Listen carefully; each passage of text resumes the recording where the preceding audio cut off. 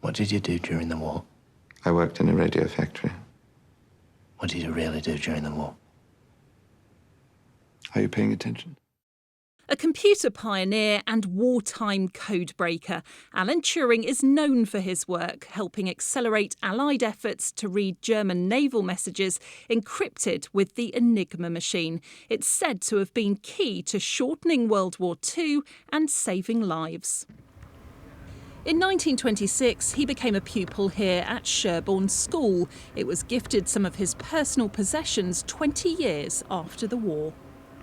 The belongings were bequeathed in 1965 by the Turing family to honour his time as a student here, but they were taken without permission from the archives in 1984. We thought probably that was the last we were ever going to see of them.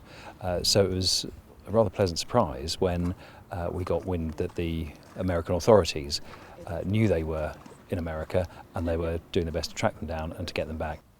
The belongings missing from this school turned up at the house of Julia Turing in the United States in 2018. Turns out she changed her name in 1988 and was never a relation of Alan Turing. Today, all the items, including Turing's PhD certificate, were handed back to the school, courtesy of the FBI. We had a lead of where they were. We've done a search warrant, retrieved the items. We have the OBE from the King. We had to authenticate that. We had the help of the Met in London to help us authenticate this, to work with Buckingham Palace to figure out what exactly we need to look for in these medals. It was an interesting case from that perspective, the history and also in the importance of Mr. Turing himself. It's wonderful just to have them back home and to complete the collection again. I knew there were gaps, but I wasn't quite sure how many gaps there were. So now we can see what we were missing and researchers can look at the full collection.